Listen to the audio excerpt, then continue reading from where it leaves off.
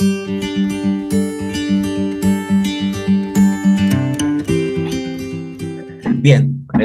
nuevamente a los que recién se han sumado o se han conectado al aula virtual que está ofreciendo Diápolis, bienvenidos, bienvenidas.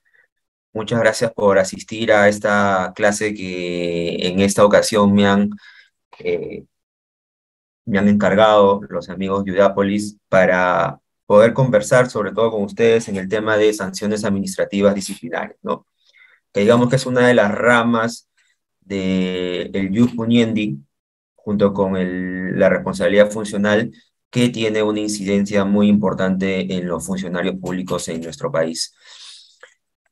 Pero antes de pasar concretamente al concepto de la sanción y a lo que se trata en el ordenamiento jurídico peruano, me parece importante poder atender cuestiones conceptuales de base, ¿no? Para partir de un piso sólido que nos permita tener un entendimiento mucho más amplio del concepto del ius puniendi y sobre todo cuáles son sus ramificaciones y también manifestaciones. Para nosotros entrar a hablar o entrar a discutir sobre las sanciones disciplinarias, primero tenemos que retroceder, ¿no? Irnos a la base conceptual y sobre todo adentrarnos en el concepto o la noción de la potestad sancionadora de la administración pública. Nosotros tenemos una constitución que reconoce la potestad sancionadora del Estado, ¿no? Y para esto tiene como, digamos, paradigma principal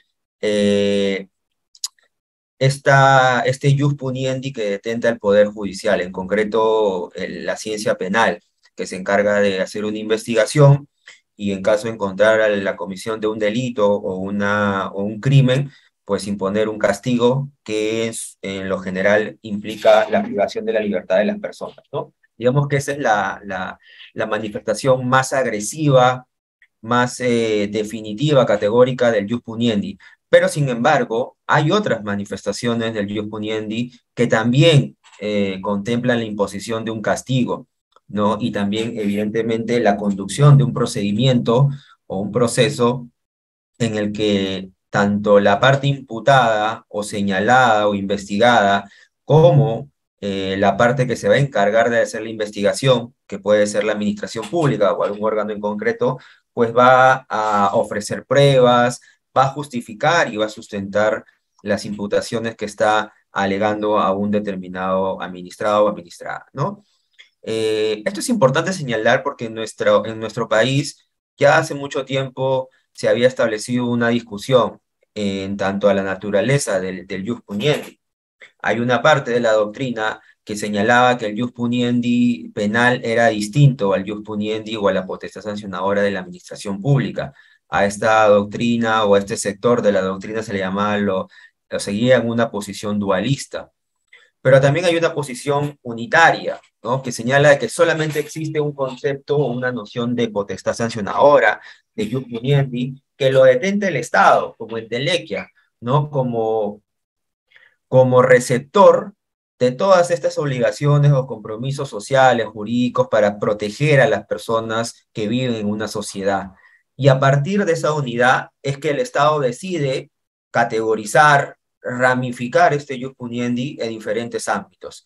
Por un lado está el ámbito penal, que es el más conocido, que tiene más larga data, en el cual se aplican sanciones que involucran la privación de la libertad, como lo señalé hace poco, pero también tenemos el ámbito de la aplicación de la potestad sancionadora para los administrados, cuando estos cometan faltas o atenten contra bienes jurídicos que no tienen una suficiente relevancia como para elevarse a una categoría penal, sino que es la misma administración en ejercicio de sus funciones normativas, de autotutela y sobre todo represiva, va a poder imponer sanciones a los administrados que incumplan alguna conducta o alguna obligación administrativa, ¿no? Por ejemplo, pasarse la luz roja infringe una norma de tránsito.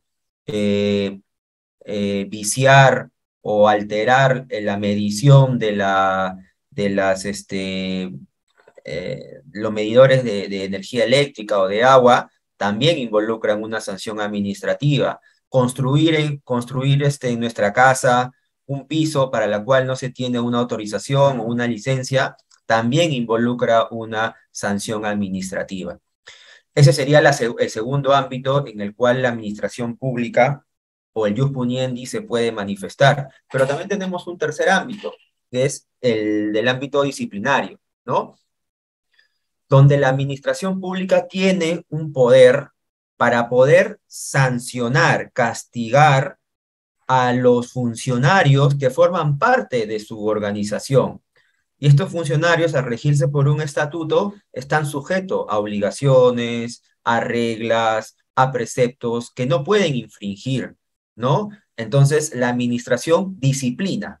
De ahí viene el origen de disciplinario, que es distinto al poder disciplinario que pueda tener un empleador, por ejemplo, en el ámbito privado laboral, ¿no? Son cuestiones totalmente distintas que la vamos a ver más adelante para un poco entrar en detalle a las diferencias, ¿no? Entonces, eh, el ámbito disciplinario involucra a un sujeto especializado, ¿no? Que es el funcionario.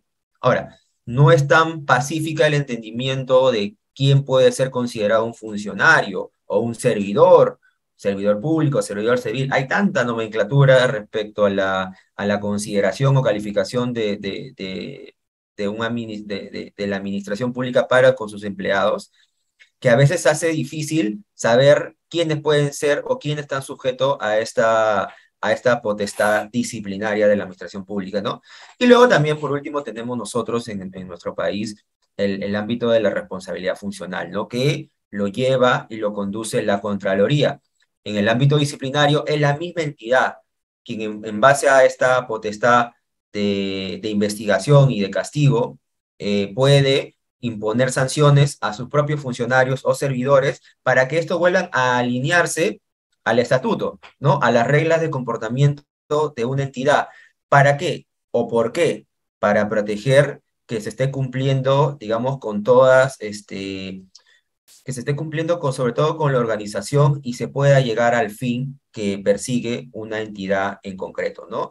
Entonces, por ejemplo, si un funcionario no realiza correctamente su trabajo o no brinda un trámite o un servicio, está poniendo en riesgo no solamente el buen camino o el buen andar de una entidad o de su entidad, sino que también afecta derechos de los ciudadanos quienes no pueden ser satisfechos en sus necesidades, ¿no? Entonces, tenemos en principio, y hasta cuatro en nuestro país, ámbitos en los cuales la potestad sancionadora de la administración se manifiesta o se ramifica, ¿no? El penal, el administrativo, el disciplinario, que es motivo de esta clase, y el funcional. Ahora, otros autores también tienen una lista mucho más amplia de en dónde puede encontrarse manifestaciones, pero es una discusión doctrinaria que me parece no nos va a alcanzar el tiempo, pero sí existe, ¿no? Yéndonos ya a la base constitucional, ¿no? A la base constitucional de la potestad sancionadora y sobre todo de la potestad disciplinaria, ¿no? Nosotros en nuestra Constitución no tenemos una disposición o un precepto constitucional expreso en el que se reconozca que la administración pública tiene la potestad de imponer sanciones o la potestad sancionadora. No lo tenemos, ¿no? Tenemos una potestad, como le dije, punitiva, que se le otorga al Estado y que se manifiesta expresamente en el ámbito penal. Eso sí está reconocido y está consagrado en nuestra Constitución. Sin embargo, el Tribunal Constitucional, que es el máximo tribunal interpretativo de nuestra Constitución, ha señalado y desarrollado en un expediente 2050-2002 que los principios de culpabilidad, legalidad, tipicidad y demás constituyen principios básicos del derecho sancionador, que no solo se aplica, y eso es importante, en el ámbito penal, sino también en el ámbito administrativo sancionador. ¿Eso qué significa? Se pueden hacer diferentes lecturas, pero principalmente lo que nos debemos extraer de esta base constitucional es lo siguiente, que los principios que nosotros normalmente asociamos al derecho penal son en realidad principios del derecho sancionador, es decir, de esta rama del derecho que se encarga de regular, ordenar, estudiar, ¿no? La posibilidad o la competencia, ¿no? O la facultad que tiene el Estado para sancionar en sus diferentes manifestaciones o en sus diferentes ámbitos, no solamente en el penal, como se señala aquí, sino también en el administrativo sancionador y por ende, por añadidura, en los otros ámbitos donde tiene aplicación esta potestad sancionadora, que viene a ser la potestad, perdón, el ámbito disciplinario y el de responsabilidad funcional. Entonces, lo primero y lo más rescatable es que son principios transversales y no son principios propios del derecho penal. Hay una tendencia y una, hasta diría yo, corriente que de alguna manera ha ido estructurando una teoría que señala de que los principios del procedimiento administrativo sancionador y del disciplinario han sido una importación del derecho penal, que no se ha tenido una rigurosidad o un filtro para detectar qué principios son replicables o reproducibles en todos los ámbitos y cuáles no. Pero yo lo que tengo por cierto es lo siguiente, que estos principios no son este, principios particulares o propios del derecho penal, son principios generales, que por lo tanto tienen una aplicación puntual en el derecho penal, pero también en los diferentes ámbitos, ¿no? El principio de legalidad, por poner un ejemplo, en el derecho penal es sumamente estricto. No puede existir un delito o una infracción penal que sea prevista en una norma que no tenga rango de ley, por ejemplo, ¿no? Eso todos lo sabemos, el principio de legalidad, reserva de ley, etcétera. Pero sin embargo, si nosotros miramos la norma administrativa, nos vamos a dar cuenta que, por ejemplo, en el ámbito administrativo y también en algunos casos en el disciplinarios, se permite una colaboración reglamentaria. Vemos que las mismas administraciones en base a una ley de delegación o una ley general crean, estructuran reglamentos con sanciones, con, con infracciones. Entonces uno podría entrar a decir, pero no es tan cierto entonces que que el principio de legalidad se esté incumpliendo, o mejor dicho, en en otros ámbitos que no sea el penal, se está incumpliendo el principio de legalidad porque yo estoy observando que tales administraciones están regulando las faltas o las sanciones vía reglamento, cuando la ley, por este principio de reserva de ley, no lo permite. Pero ahí justamente entramos al matiz, ¿no? Y ese es el ejemplo que yo utilizo para explicar de que la legalidad entendida o aplicada en el derecho penal no es la misma que se aplica en el derecho administrativo, ya sea sancionador o disciplinario. Son matices distintos, ¿sí? Entonces, por lo tanto, no se trata de una digamos, no se trata de una reproducción automática, ¿no? De los principios del derecho penal a los otros ámbitos donde se aplica la potestad sancionadora. Entonces, eso para empezar. Ahora, también, ¿qué significa la incorporación del derecho penal, perdón, del derecho sancionador? Marca un hito entre el momento de la contraposición a la etapa prebecariana, que es esta etapa donde no existía el debido procedimiento, el debido proceso, donde por lo general la autoridad suprema y máxima era el rey, un monarca o alguien que detentaba todo el poder absoluto, ¿no? Y por lo tanto él decidía si es que a alguien le correspondía o no una sanción. No existía un procedimiento en el cual uno como investigado o imputado podía defenderse. Sin embargo, es del momento en que el autor Beccaria hace este postulado que señala la obligación y la necesidad de que a todas las personas investigadas o imputadas o sindicadas por el cometimiento o la realización de algún crimen o de alguna infracción necesitan y se les debe otorgar un derecho a defenderse, ¿no? A través de un proceso en el cual pueda argumentar y pueda presentar pruebas para poder defenderse, ¿no? Entonces, digamos que esta separación y la incorporación de estos principios que son garantías a favor de los administrados o de, en este caso, de los funcionarios, implica ese momento, ¿no? Y como lo señalaba, por desarrollo jurisprudencial, el derecho administrativo sancionador y también el disciplinario tiene reconocimiento constitucional, ¿no? Entonces, como le decía, ya esta discusión ya dejó de hace mucho tiempo de seguir en debate. La aceptación pacífica, primero, de la teoría unitaria del jus puniendi, y segundo, que el jus puniendi de los principios del derecho sancionador se aplican a las diferentes ramificaciones, penal, administrativa, disciplinaria. Entonces, no hay un debate, digamos, en torno a esta figura. Eh, bien, sigamos.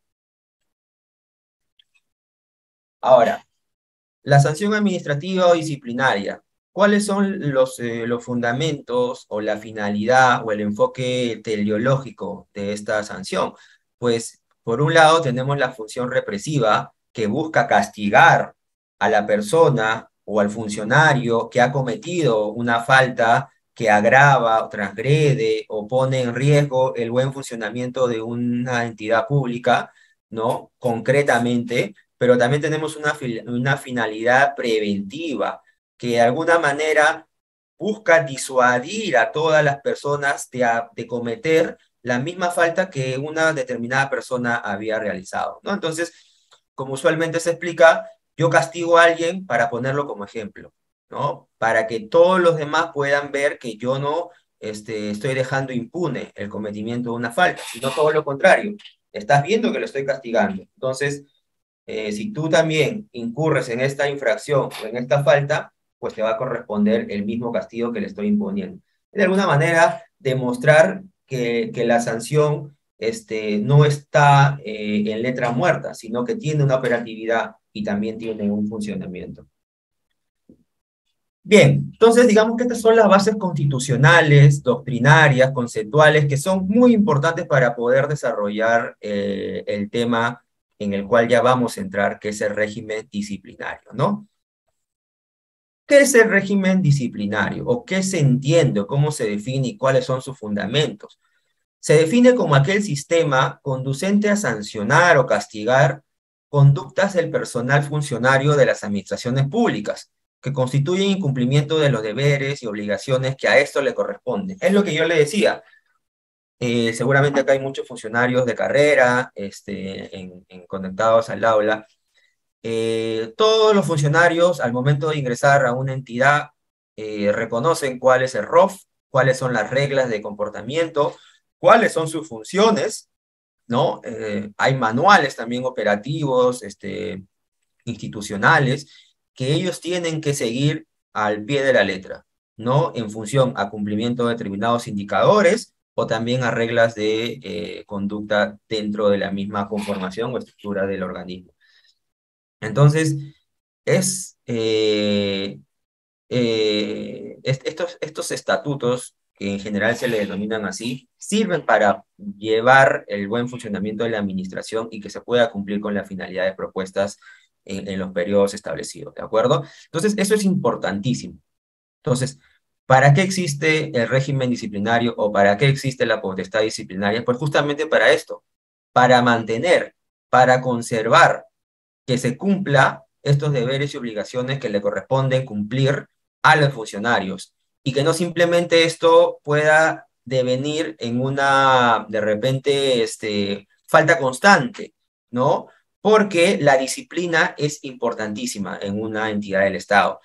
Entonces, el Estado concede, entiende que debe también dotar de estas facultades a las autoridades para que ellos puedan disciplinar, para que puedan mantener un orden, ¿no? Entonces, por eso que se trata de un conjunto de facultades que tiene la administración pública como consecuencia de la jerarquía y potestad de organización. Entonces, las administraciones públicas tienen una potestad de autoorganización, ¿no? De poder organizarse y establecer cuáles son las reglas, cuáles son las obligaciones que deben cumplir todos sus funcionarios sin excepción alguna, ¿no? Para sancionar a los funcionarios que quebranten el orden interno de la organización mediante la comisión de faltas que impidan su correcto funcionamiento. Entonces, es importante reconocer que todas las administraciones tienen esta facultad disciplinaria, absolutamente todas, ¿no? De lo contrario, no tendrían los instrumentos o las herramientas para poder sancionar, reprimir y disuadir a los funcionarios públicos de mantener el orden, ¿no?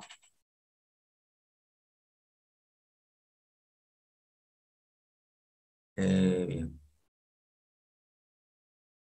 ¿Y qué es la responsabilidad administrativa disciplinaria? Que digamos es el correlato, es el descubrimiento que va a hacer la administración pública, ¿no? Al momento de iniciar una investigación para determinar si es que ha habido el incumplimiento o no, o la comisión de alguna falta. Entonces, yo todavía, yo como funcionario, cuando me inician un procedimiento disciplinario, todavía no soy responsable absolutamente de nada hasta que se me demuestre lo contrario, ¿no? O hasta que ya se imponga la sanción disciplinaria. Una vez que ya se ha demostrado eso, ya se está ejecutando, se está concretando o materializando la responsabilidad administrativa disciplinaria, que es aquella que exige el Estado a los servidores civiles por las faltas previstas en la ley que cometen en el ejercicio de las funciones o de la prestación del servicio, ¿no? La decisión sobre esta responsabilidad no enerva las consecuencias que puedan tener en el ámbito funcional. Ya hemos visto que muchos funcionarios que han caído en casos de corrupción o de repente de malos manejos de una institución pueden ser denunciados penalmente, pueden ser demandados en el ámbito civil, pueden ser denunciados por responsabilidad tanto disciplinaria y también funcional, ¿no? Entonces estamos ante un espectro, un abanico de consecuencias que me pueden traer como funcionario a raíz de un mal comportamiento. Pero aquí yo quería compartir con ustedes una reflexión, ¿no? Que justamente me vino a la mente cuando estaba preparando la clase, ¿no? En general, en el Perú se tiene un mal concepto, ¿no? Un prejuzgamiento de lo que significa ser funcionarios públicos. Hemos llegado a un punto de generalizar a todos los funcionarios y darles, en lugar de la presunción de inocencia, la presunción de culpabilidad, ¿no? Sin embargo, yo estoy seguro y conozco muchos buenos ejemplos de funcionarios de carrera y funcionarios también técnicos, ¿no? Que son impecables, son intachables, y que a pesar o sea, de que el sueldo no es tan competitivo, tienen una vocación del servicio civil tan grande que se ven a veces amenazados o a veces se ven desalentados de seguir manteniéndose en el Estado, no ya por la burocracia o por las mismas limitaciones o los pocos recursos que puede tener una entidad, que digamos para eso existen diferentes alternativas para salir de ese paso, sino ya más bien por el temor, ¿no? Por el temor a caer en que me puedan denunciar, demandar y sancionar en 4 niveles, ¿no? Por de repente tomar una decisión que puede parecer, o sea, que no representa ningún delito, ninguna infracción, y que sin embargo fue adoptada en función a una discrecionalidad, ¿no? Entonces, estamos metiendo, creo yo, a los funcionarios en una camisa de 11 varas, los estamos poniendo contra la espada y la pared, porque el hecho de establecer tanto control, que no critico el control, ojo, es importantísimo tener controlada el andar o las acciones que realiza un funcionario público, pero estar tan amenazados por diferentes ámbitos, que ya se está entrando en un escenario en el que no se está viendo, no se está volviendo atractivo formar parte del sector público, ¿no? Yo no formo parte del sector público, no he trabajado como funcionario, pero yo me lo pensaría, por ejemplo, 2 o 3 veces si es que alguien me ofrece entrar a pertenecer a una entidad pública, porque tendría el temor o estaría constantemente amenazado de que mis decisiones, ¿no? Puedan ser sometidas a una investigación. Y sobre todo, una investigación que dura, en la mayoría de casos, mientras yo sigo operando como funcionario. Entonces, veamos la situación también emocional, la situación psicológica de esas personas, ¿no? Que todos los días están constantemente esperando que pueda resolverse su caso, ¿no? Y no saben y están en la incertidumbre de si es que lo van a inhabilitar, lo van a suspender, lo van a amonestar, y así realmente no se puede, creo yo, trabajar con normalidad, ¿no? Y aparte, este, y aparte también está el tema de que ya se está haciendo un juicio adelantado, creo yo, y que creo que es el que importa más de un juicio mediático, ¿no? Si en los medios te califican o dan a entender que tú eres responsable, pues no hay sentencia o decisión administrativa alguna posterior que haga cambiar de vista la opinión pública, ¿no? Entonces yo conozco mucha gente que ha sido denunciada por presuntos malos manejos de una administración pública y que luego han demostrado ser inocentes o no tener responsabilidad alguna, pero como ya fueron juzgados en los medios, ya no les importa mucho. O sea, yo más veo en los medios de comunicación cuando se denuncia a alguien que cuando absuelven a alguien. Yo creo que el tratamiento debería ser igualitario, ¿no? Me parece. Entonces, es una percepción que tenemos. Eh, Permítame un segundo, estoy teniendo unos problemas. Reader, ¿me permite 5 minutos, por favor? Estoy teniendo unos inconvenientes. Ahorita me vuelvo a conectar.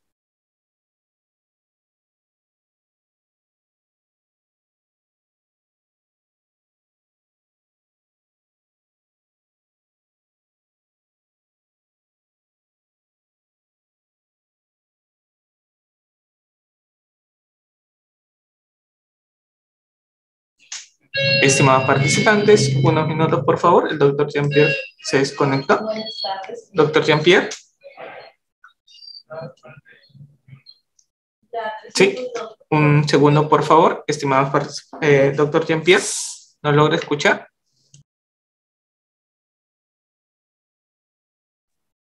Unos segundos, estimados doctores. Sí. El doctor Jean-Pierre en breves minutos se está conectando con UD Apolis.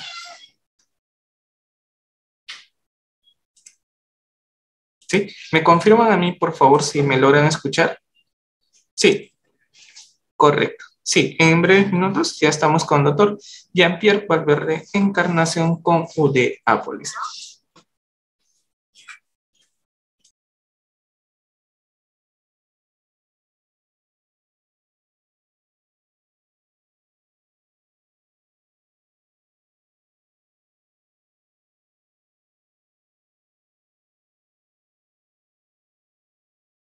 Muy bien, estimados participantes, en estos momentos, bueno, ya que el doctor Jean-Pierre nos ha pedido 5 minutos, estamos retomando lo que son nuestras promociones para efectos que ustedes puedan ver referente a nuestras promociones como Diápolis. Recordar que si se te ha asignado a un grupo de WhatsApp, no te retires porque nosotros vamos a estar compartiendo los ¿Sí me links de escuchan? nuestra Disculpen la capacitación. interrupción, tuve Sí, unos sí, doctor. contratiempos.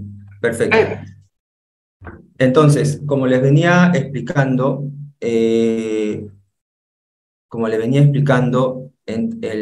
muchas veces el juicio mediático es el que prima más sobre el juicio jurídico que se le pueda realizar al funcionario. Creo que tenía acá algunos sobre las...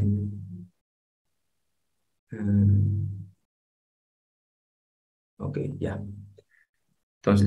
Entonces, una vez que ya luego de las investigaciones se ha determinado la responsabilidad, es que corresponde ya evaluar qué sanción le va a corresponder de acuerdo al grado y también de acuerdo a la calificación jurídica que se haya podido realizar en la norma pertinente, ¿no? Que es justamente lo que nos trae nosotros en esta investigación.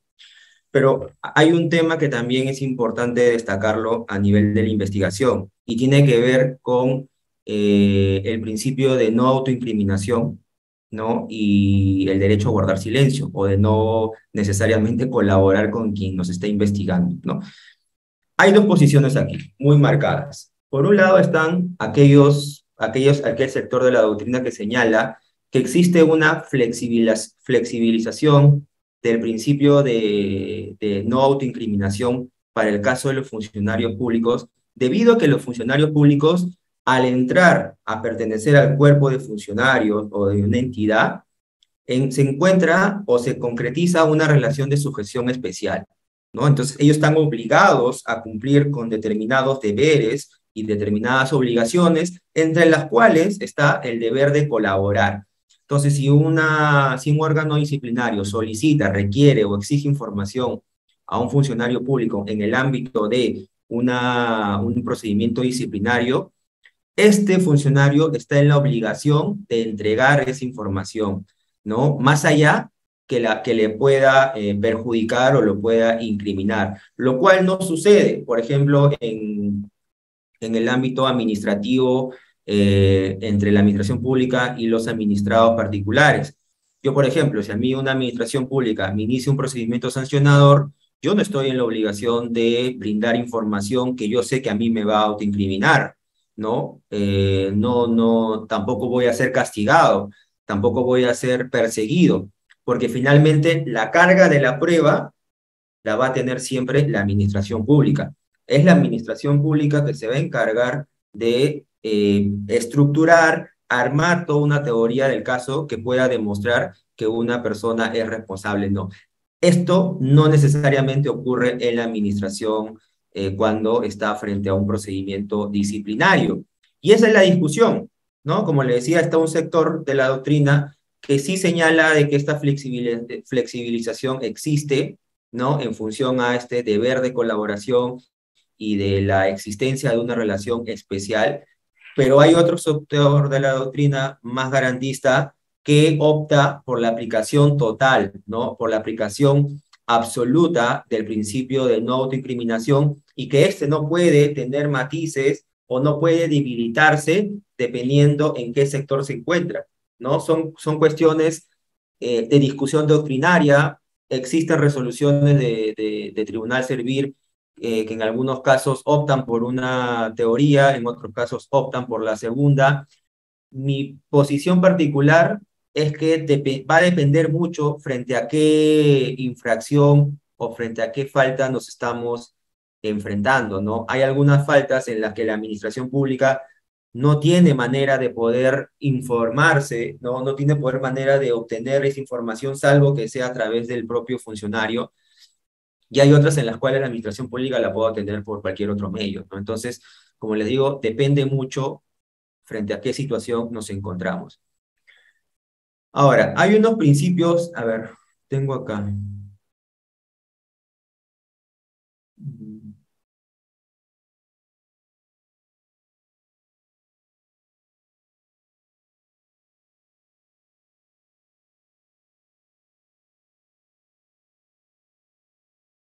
A ver, tengo una consulta de Hans González sobre los funcionarios. Dice, muchos incumplen dos políticas del Estado como promoción de la formalización y la simplificación burocrática. Estos incumplimientos crean barreras burocráticas y estos se denuncian agravio del Estado. Generan casos administrativos. Eh, un poco más arriba dice, sobre la sanción administrativa de funcionarios, la ley de política, simplificación de trámites. En concreto, ¿cuál es la consulta, estimado Hans?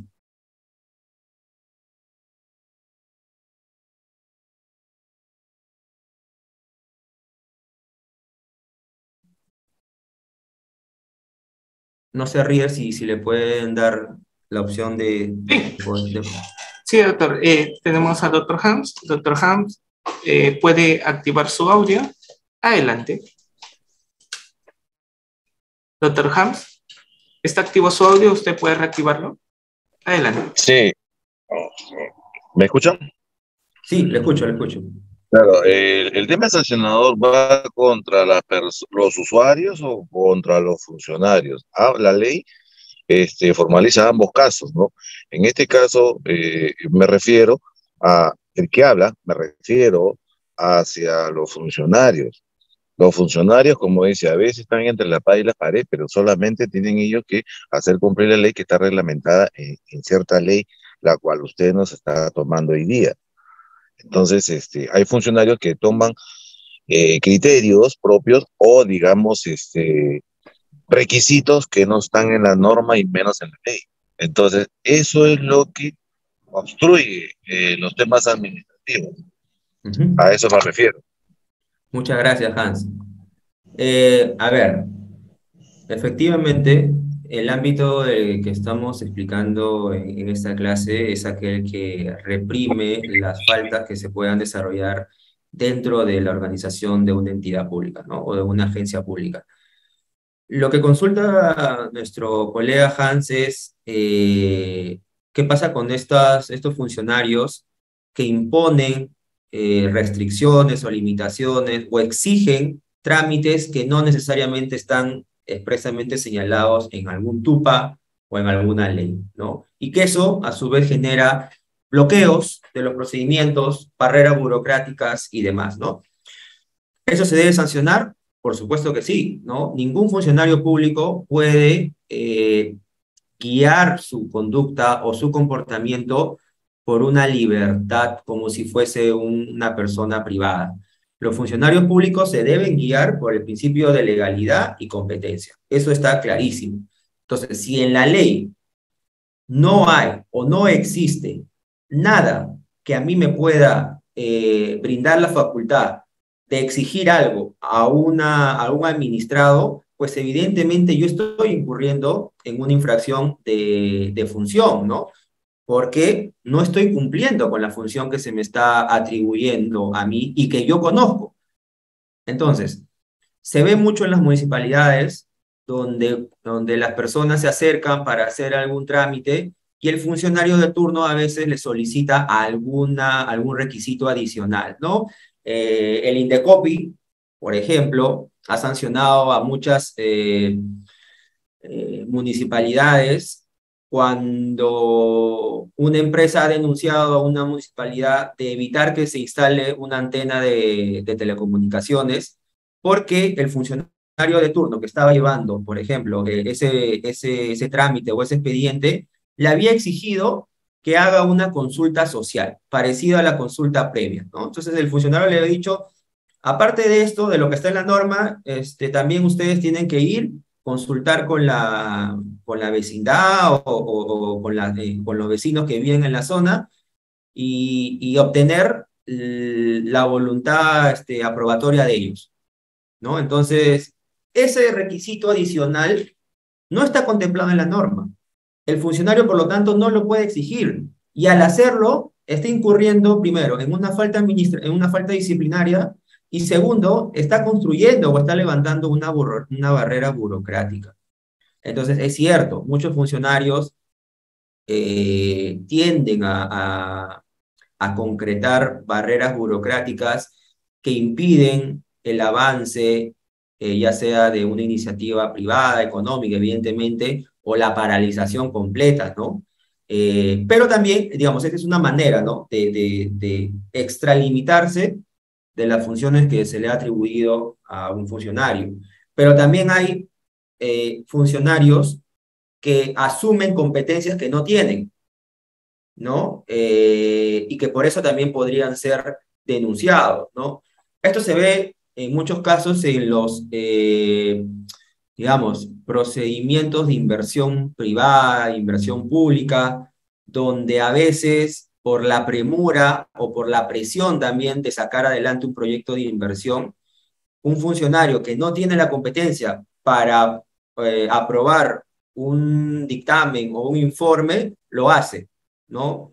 Con la finalidad de que el procedimiento no se detenga, porque de repente el funcionario que estaba encargado de eso estaba de vacaciones, o de repente no había nadie que estaba llenando ese lugar, entonces, mientras no se tenga eso, y como no se tiene una norma de aplicación supletoria, un funcionario se mandó con eso y pues bueno, le correspondió recibir una sanción disciplinaria, ¿no? Pero estamos entrando en una dinámica en la que el funcionario asume competencias que no tiene, asume competencias que tiene la entidad, pero que concretamente a él no se le ha delegado y que eso podría decantar en una sanción disciplinaria. Ahora la SUCAME pone requisitos que en la ley no está, tanto para licencia de caza que gente sobrevive de la cacería, así como los deportistas.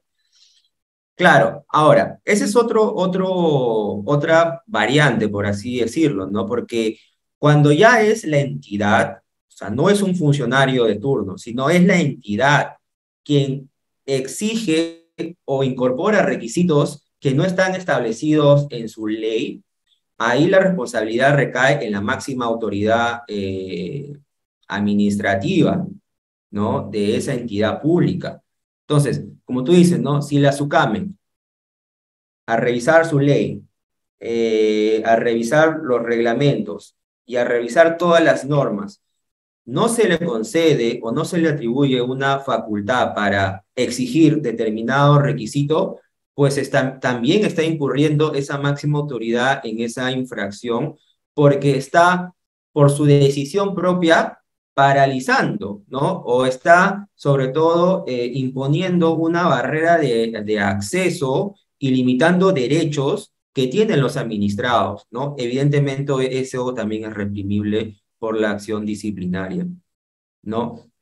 Entonces, como podemos ver, existen diferentes maneras de que la acción disciplinaria pueda manifestarse y sobre todo ser de utilidad ante estos casos en los cuales los funcionarios se desvían del correcto, de la línea de objetivos o de finalidad de la entidad pública.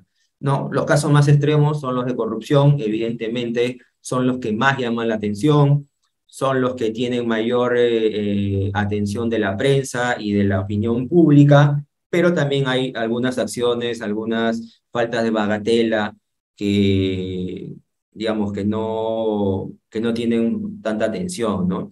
Ahora, yo cuando he podido conversar con colegas de otros países, ellos siempre se han sorprendido, ¿no? De la presión sancionadora o disciplinaria que existe en nuestro país, ¿no? Y sobre todo de la cantidad, es decir, del nivel de sanciones disciplinarias que se aplican en nuestro país, ¿no? Un colega de España me decía que él en toda su vida trabajando por más de 15, 20 años en la administración pública de España, solamente había visto una o dos sanciones disciplinarias. Solamente esas dos. Y habían sido por amonestación, porque alguien no había este, cumplido con algún plazo o algo por el estilo, ¿no? Y él me comentaba que mucho tiene que ver con la profesionalización del sector público, ¿no? Que es un tema pendiente en nuestro país ya desde que se creó Servir, que Servir se creó justamente para buscar o terminar la profesionalización del sector público, se viene discutiendo esto, ¿no? De que tenemos o necesitamos un sector público profesional, de carrera, preparado, capacitado, ¿no? Que pueda cumplir con los objetivos, que tenga una formación, que tenga una vocación sobre todo, y que por eso es una de las causas. Y yo realmente no estoy tan seguro de que eso o solamente esa sea la razón. Yo más bien creo que acá lo que no se tiene o muchas veces hace falta es criterio, ¿no? Cuando, digamos, la sanción o la infracción pueda ser cometida por desconocimiento, ¿no? Entonces, la falta de criterio es lo que muchas veces a los funcionarios los lleva a incurrir en infracciones y es la gran cantidad pues, que vemos.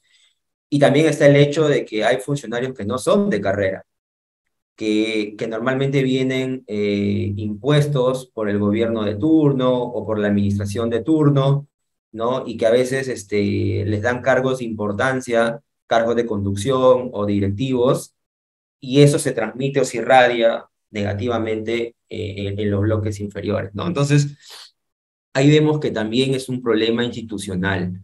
No solamente se resuelve el tema del servicio civil imponiendo más sanciones o siendo mucho más rigurosos, ¿no? O castigando más a los funcionarios, sino que también se tiene que poner el enfoque en la parte del diseño institucional. ¿Qué está fallando a nivel institucional que impide que un funcionario pueda realizar bien su trabajo, ¿no? digamos, sacando de ese rubro aquellas personas que sí entran con fines totalmente distintos, ¿no? Casi delictivos. Pero aquellos funcionarios que tienen una formación, que siguen una conducta bastante admirable en todo su recorrido en la administración pública, pues eh, debería crearnos sospecha de por qué se le está iniciando procedimientos disciplinarios y cuáles son esas conductas, ¿no? Y ir al trasfondo, no tanto a la mera necesidad de te sanciono porque tengo esa obligación de hacerlo, sino de investigar el por qué. Y de repente eso nos podría dar un panorama mucho más amplio, ¿no? Eh, a ver,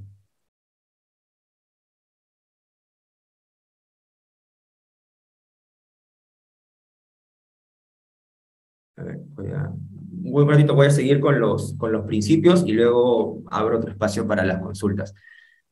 Entonces, en cuanto a los principios, tenemos el principio de legalidad, obviamente, que es uno de los principios mucho más importantes, diría yo, de la potestad sancionadora, con esta particularidad que permite de alguna forma hacer una colaboración reglamentaria en el ámbito administrativo, ¿no? En el ámbito disciplinario, la mayoría de las infracciones están catalogadas y señaladas en la ley de servicio civil, en la ley de servicio, ¿no? Y tienen un desarrollo un poco más detallado en su reglamento, ¿no?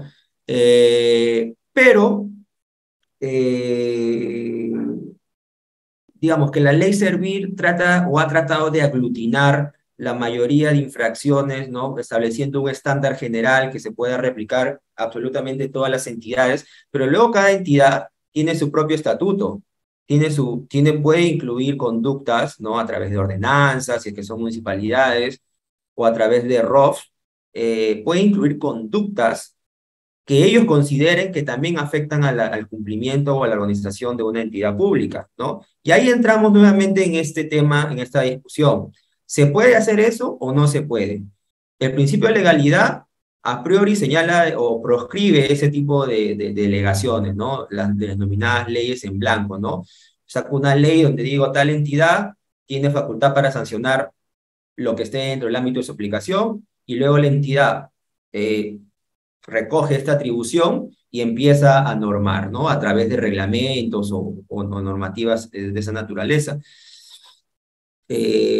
¿Cuál ha sido el caso, digamos, que llama más la atención? De repente ha sido el de la Contraloría, ¿no? Que en el año 2018-19, si mal no recuerdo, el Tribunal Constitucional declaró inconstitucional los artículos referidos a la potestad sancionadora, pero sobre todo al catálogo de infracciones, ¿no? Porque señalaban ellos que este catálogo de infracciones, y está vinculado al principio de tipicidad, que algunos también lo reconocen como un subprincipio de legalidad, el llamado taxatividad, eh, que obliga a las administraciones públicas o al Estado a establecer de manera específica, ¿no? Clara y sobre todo estricta de cuál es la conducta, es decir, cuál es el supuesto de hecho y cuál es la consecuencia jurídica por el cual una persona puede hacerse acreedor a una sanción disciplinaria, ¿no? Lo que dijo en ese momento el Tribunal Constitucional fue que ese catálogo de infracciones no cumplía con ninguno de los requisitos o garantías de la tipicidad, porque eran redacciones ambiguas, amplias, generales, ¿no? Que no daban ninguna certeza o certidumbre al funcionario, ¿no? Que estaba siendo investigado y por lo tanto declaró inconstitucional todo ese catálogo, ¿no? Pero no solamente ese problema lo tenía la ley orgánica del Sistema Nacional de Control, sino que también eso existe, por ejemplo, en muchas otras leyes donde se desarrolla, donde se regula las infracciones para los funcionarios, ¿no? Ahora me viene a la mente una ordenanza que creo que de la municipalidad de Miraflores o de San Isidro, que salió en el año 2015, no recuerdo muy bien el año, pero establecía un catálogo de infracciones para los funcionarios en el marco de una política nacional donde señalaba de que ellos o que la municipalidad tenía la facultad de sancionar a estos funcionarios que no cumplan, y fíjese bien, ¿ah? Que no cumplan con con los fines de la política tal. Yo me hago una pregunta y digo, ¿y cómo voy a saber, yo como funcionario, cómo voy a saber cuál es, o sea, primero, cómo cumplo y cómo incumplo? ¿No? Porque estamos hablando de una conceptualización demasiado amplia. ¿Cómo yo voy a estar seguro de que no he incumplido esa regulación o esa norma? ¿Cómo me voy a sentir si solamente tengo una imposición demasiado general, que por lo cual cualquier persona me podría iniciar un procedimiento disciplinario aduciendo que yo he incumplido algo?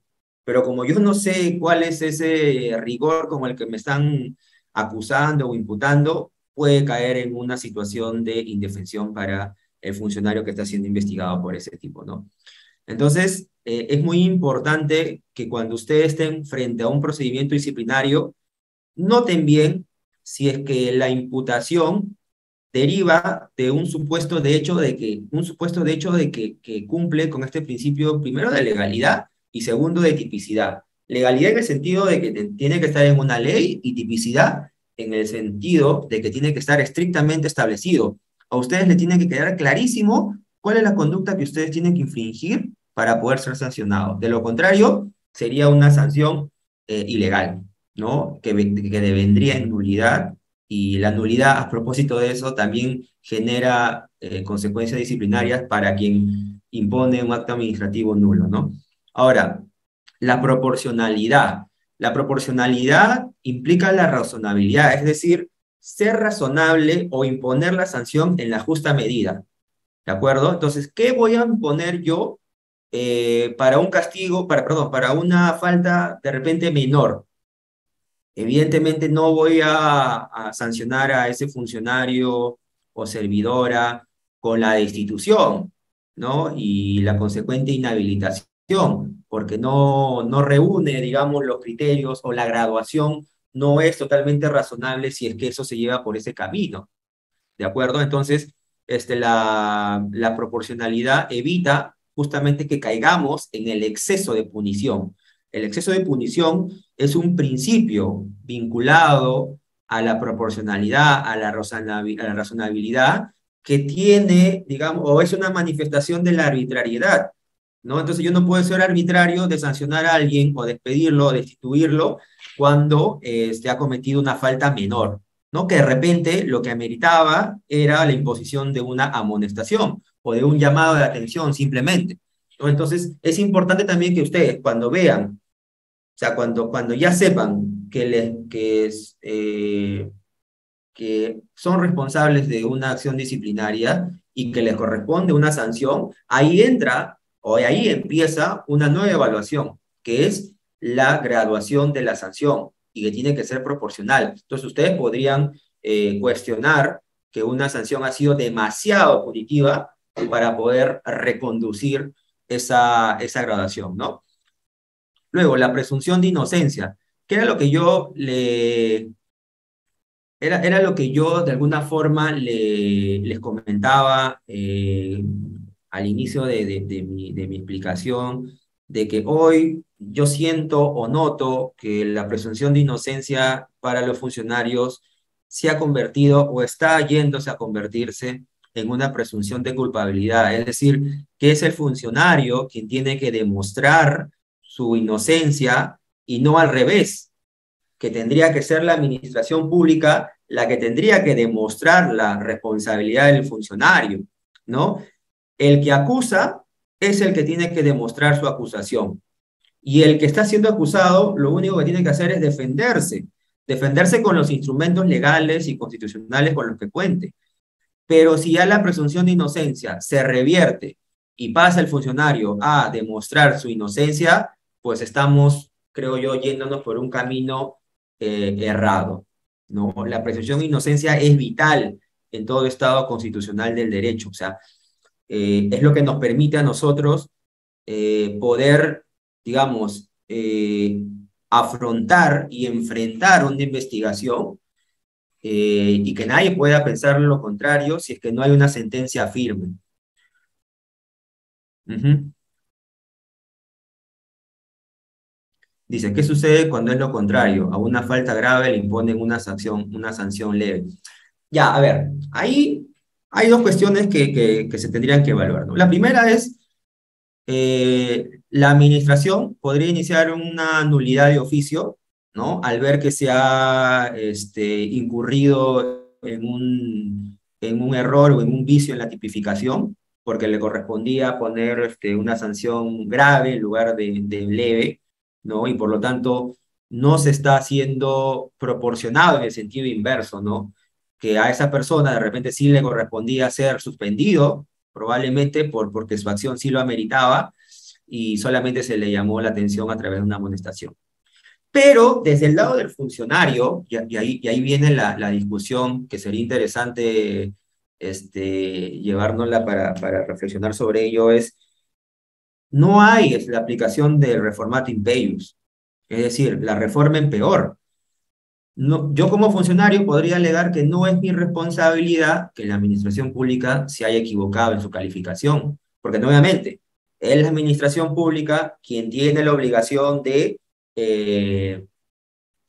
la obligación de calificar y de hacer una investigación correcta, ¿no?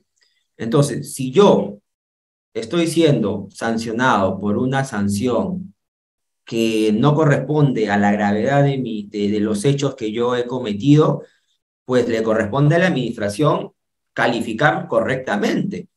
Entonces yo me quedo con eso, yo me quedo con la amonestación y luego veo que la administración puede reformarle en peor, pues yo podría alegar que están vulnerando derechos fundamentales del debido procedimiento, ¿no? Porque no puede haber una reforma en peor, digamos. Ahora, eso sería del lado del funcionario, ¿no? Ahora, yo creo que es totalmente válido que la administración, en su facultad de revisión, esta tutela de revisión de oficio, pueda nuevamente reevaluar el caso y decir, aquí ha habido un error. A ti no te corresponde esto, sino que te corresponde lo siguiente. Entonces, yo soy más de esa opción. Por lo tanto, mi opinión es que si ha habido un error y a una persona, a un funcionario, le han impuesto una sanción leve cuando le correspondía una grave, pero ojo, esa imputación grave tiene que haber sido notificada desde el inicio, ¿no? O sea, todos los hechos tienen que conducir a esa imputación.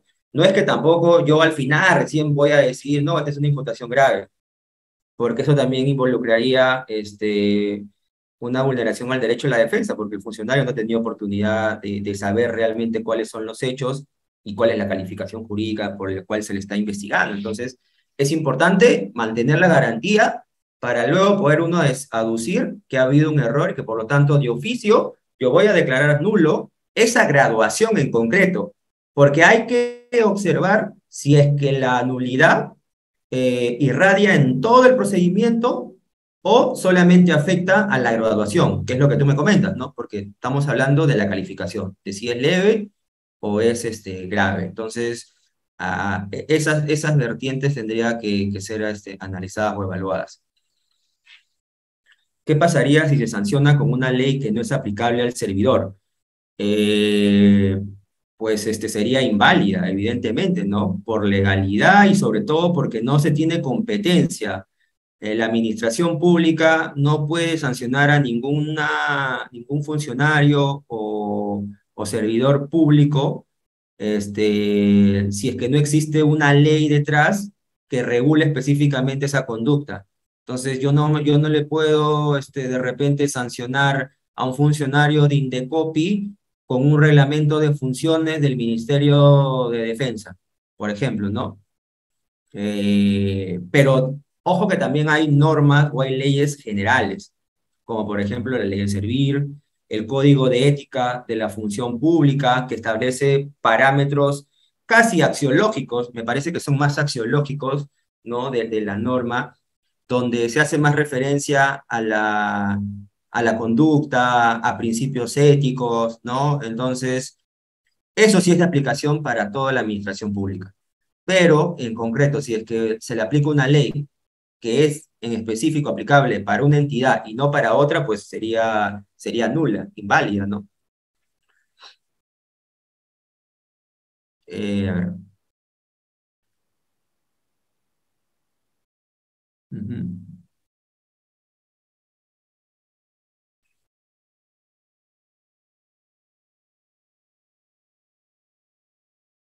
Sí, o sea,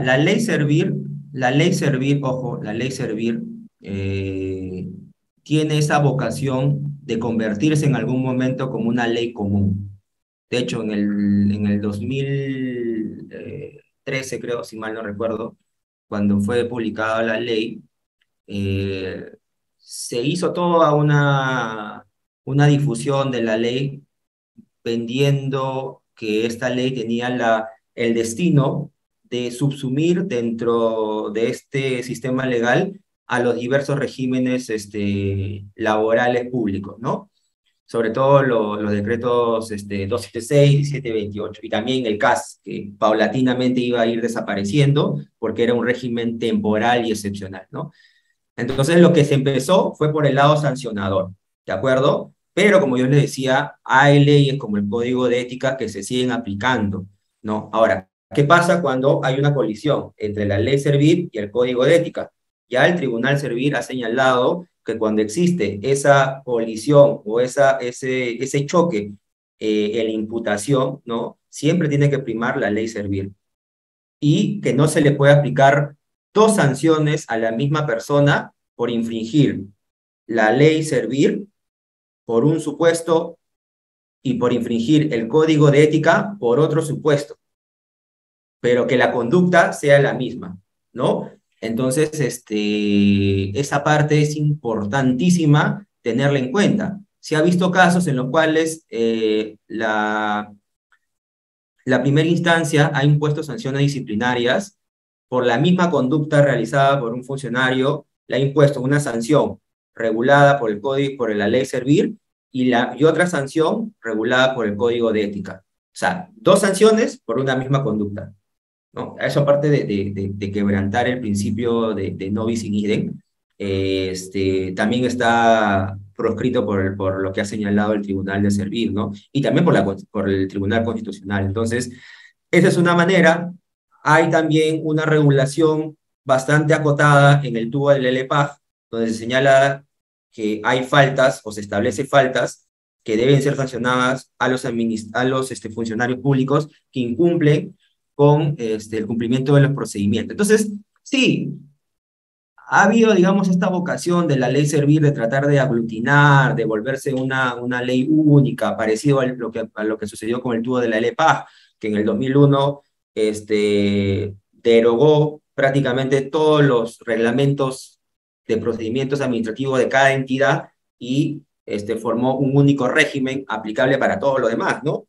Pero inclusive con este ejemplo se puede ver que hay leyes especiales que en su camino van estableciendo regímenes sancionadores y procedimentales propios que a veces excluyen a los principios, garantías y condiciones que establece el tubo del LEPAC. Lo mismo pasa con la ley Servir, ¿no?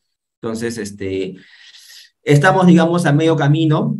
Hay resistencia, ¿no? Hay resistencia. La otra vez, esto ya es a modo de anécdota, estaba con una colega que investiga mucho temas de servicio civil, ¿no? No solamente en el Perú, sino también en Latinoamérica, y me comentaba que el régimen, el más antiguo, si mal no recuerdo, es el 276. En algún momento los funcionarios que estaban adscritos a este régimen ah, alegaron de que era un régimen hereditario, es decir, que la plaza solamente podía ser transferida a sus hijos o a sus familiares.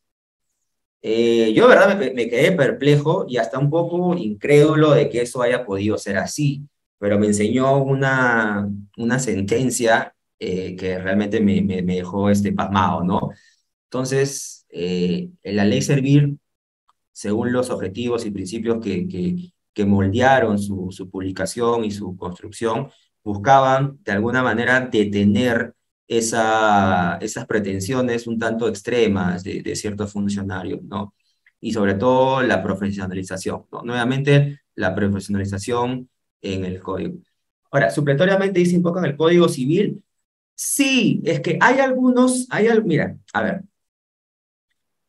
y no solamente el Código Civil es invocado supletoriamente para los procedimientos disciplinarios, ojo, también para los procedimientos administrativos sancionadores y sobre todo para la caducidad, ¿no?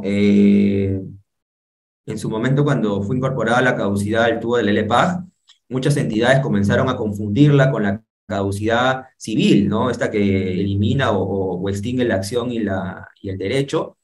Eh, y como no había, o ellos aducían de que no había una claridad total en la redacción de la ley, ellos aplicaban supletoriamente los plazos de caducidad del Código Civil. Entonces, lo mismo pasa aquí también. Lo mismo pasa aquí también en el procedimiento disciplinario, donde se ve a menudo y cada vez más que se está aplicando el Código Civil y también he visto y he notado que se están aplicando normas laborales, procedimentales o procesales, ¿no?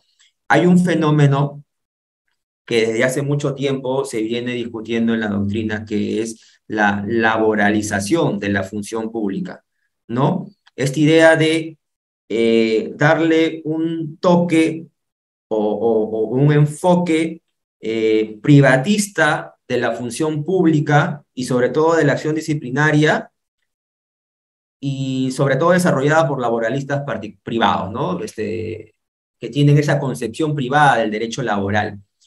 Y eso es un poco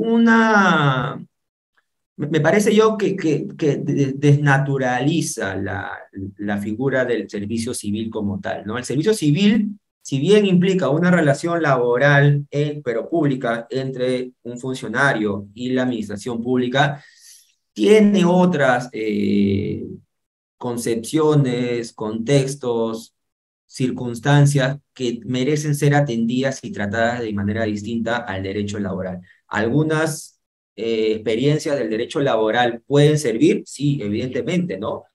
Si es que se puede mejorar un proceso importando instituciones o figuras del derecho laboral, es claramente válido, pero no puede ser una sustitución, ¿no? Entonces, hay que tener mucho cuidado al momento de importar experiencias o acciones de un ámbito que no tiene una reproducción exacta, ¿no?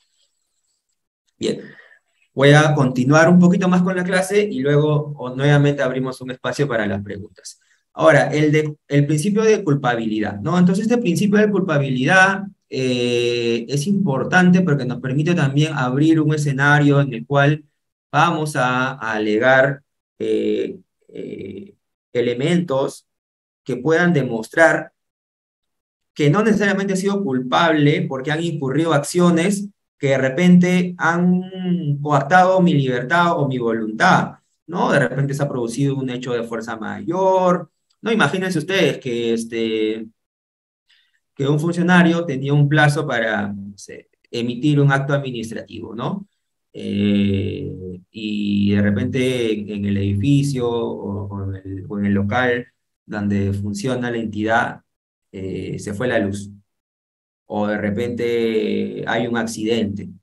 Entonces, es culpable por ese incumplimiento cuando él no ha tenido la voluntad, él no ha tenido la intención, sino que se ha visto impedido de hacerlo por acciones exógenas a su conducta. Lo que dice el derecho administrativo es que no, ¿no? El principio de culpabilidad no es objetivo. De hecho, el Tribunal Constitucional ha señalado y ha desarrollado la necesidad de no seguir manteniendo regímenes objetivos, salvo exista una excepción totalmente justificada, ¿no? De lo contrario, no se puede establecer como regla la culpabilidad objetiva, sino que esta tiene que ser subjetiva, ¿no? Y por último, la irretroactividad. En fin, hay otros principios que también están en el entorno de la acción disciplinaria. Me he querido quedar con estos 6 que me parecen los más resaltantes. No quiero decir que los demás no sean importantes. Y el de retroactividad y retroactividad me parece uno importantísimo porque constantemente nuestro sistema legal, nuestro ordenamiento jurídico, varía, ¿no? Cambia.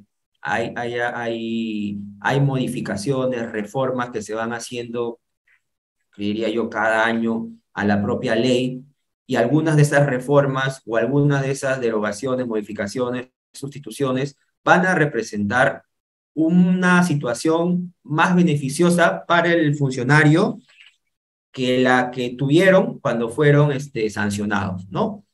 Eso pasó, por ejemplo, con los funcionarios que fueron sancionados por Contraloría, y que en el trámite o en el camino la ley o sea, la ley orgánica del Sistema Nacional de Control, estos artículos fueron declarados inconstitucionales, ¿no? Entonces ahí uno puede decir, pero claro, si ya no existe la conducta, ¿por qué solamente se van a ver beneficiados aquellos que de repente no cometieron la conducta después de esta declaración de inconstitucionalidad, que todavía se debate si es nulidad o es ineficacia, en fin? Y no yo, ¿no?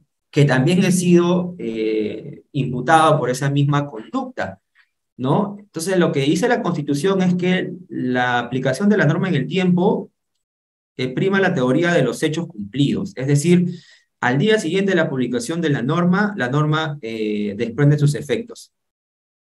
Y únicamente se aplica retroactivamente cuando se trata de una norma penal y cuando favorece al reo.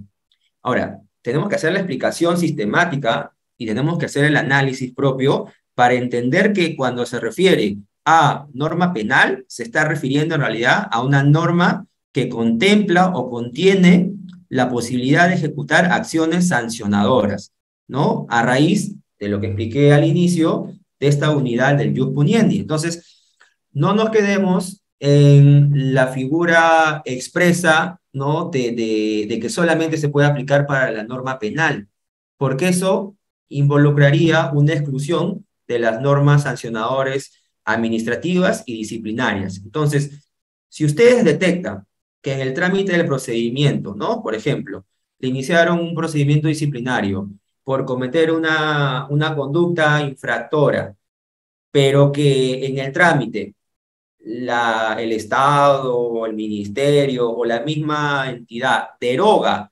o desagrava esa conducta, pues ustedes se pueden acoger a la irretroactividad, ¿no? Porque es una norma posterior, evidentemente ustedes fueron calificados con la situación más gravosa, pero al encontrarse a una situación menos gravosa, pueden acogerse por aplicación retroactiva benigna. Entonces, eso es algo que ustedes tienen que tener en cuenta. Sigamos. Bien, entonces, estos son los principios que tienen que guiar la actuación disciplinaria de la administración pública cuando inicia un procedimiento, cuando va a determinar la existencia de una responsabilidad disciplinaria para los funcionarios. Pero debemos entender qué se entiende por infracción, ¿no? Y la infracción administrativa debe entenderse como el incumplimiento voluntario, y ahí yo hacía el hincapié, ¿no? Del principio de culpabilidad, que se requiere voluntad y cognición, ¿no? Por lo tanto, si es que hay un hecho externo a mi esfera jurídica o a mi esfera de control que me hace incurrir por activa o por pasiva en una falta, pues tiene que primar la responsabilidad, perdón, la culpabilidad subjetiva, ¿no? Y por lo tanto debería ser un supuesto de eximencia de responsabilidad, porque obviamente el hecho está cometido, de eso no hay duda. O sea, la infracción se ha dado, ¿no? No cumplí con presentar o con resolver un acto administrativo en el plazo que la ley a mí me ha establecido. No cumplí, sí, evidentemente, pero era porque en el último día que yo tenía que presentar pasó este accidente, o de repente me accidenté y eso me imposibilitó cumplir con esa obligación, ¿no? Entonces, tiene que ser voluntario de una norma administrativa para el cual se prevé una sanción, cuya imposición es decidida por una autoridad de la administración, aunque no necesariamente aplicada en dicha esfera, ¿no? Un servidor público es lo mismo que un servidor civil. Mira, no necesariamente, porque A ver, en la ley de servir hay un catálogo, ¿no? Hay una lista de clasificación que ha diferenciado, por ejemplo, al funcionario, que lo vincula más a la figura del funcionario elegido por voto popular, ¿no? Y que lo diferencia del servidor civil, que está más pensado, por lo que se puede interpretar, al servidor de carrera, ¿no? Este que entra por un concurso de méritos y que va escalando posiciones en función a su rendimiento. Y también hay servidores que son elegidos o incluidos en una entidad por decisión política, ¿no? Que no están sometidos a un concurso, sino que son asesores, ¿no? Entonces, hoy por hoy, el concepto de servicio civil o de servidor civil no es único, no es homogéneo. Las nomenclaturas van y vienen, ¿no? Por ejemplo, servidor público es un término que se utiliza en el Código de Ética y en alguna otra normativa.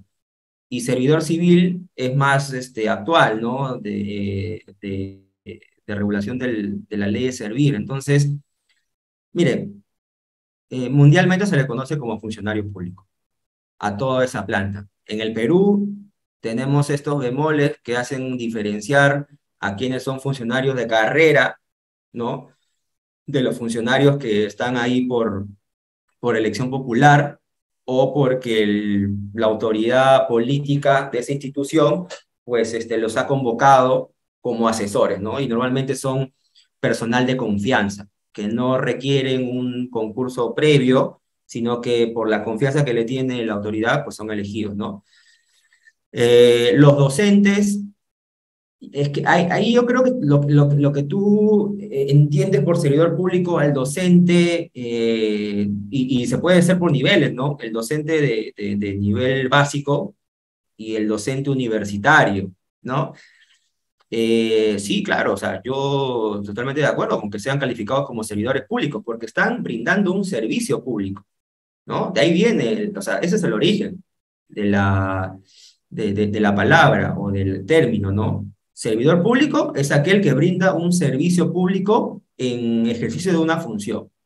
El maestro, el profesor de primaria, inicial, secundaria de los colegios públicos, evidentemente son servidores.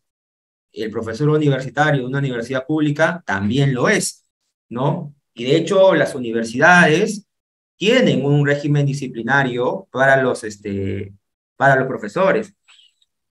Los profesores, como servidores públicos, también tienen un régimen particular, ¿no? Y luego vamos a ver que existen leyes especiales para los profesores, para el serenazgo, para los servidores del INPE, para los militares y policías que tienen un régimen disciplinario totalmente distinto, ¿no? Que se juzga en el fuero militar policial, y así.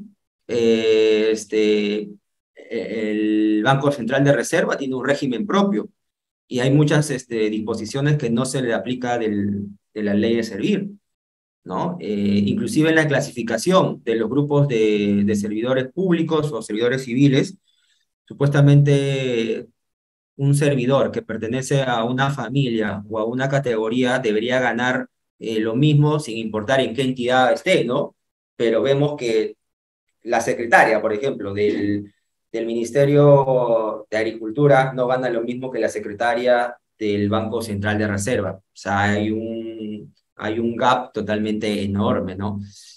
Las razones se aduce de que es por experiencia, por preparación, por capacidad, que una secretaria del Banco Central de Reserva no es lo mismo que una secretaria de un ministerio. Me parece a mí que es una opinión muy generalizada, pero habría que entrar a ver si es que tiene algún sustento técnico, ¿no? Para alegar ese tipo de afirmaciones. La naturaleza administrativa de una infracción por la naturaleza de la sanción que le corresponde, y se reconoce la naturaleza de esta por la autoridad competente para imponerla. Y desde esta concepción no existe distinción sustancial entre infracciones y sanciones administrativas penales, pues lo que separa es única y exclusivamente la autoridad competente para imponer la sanción. Evidentemente, lo que les dije, ¿no?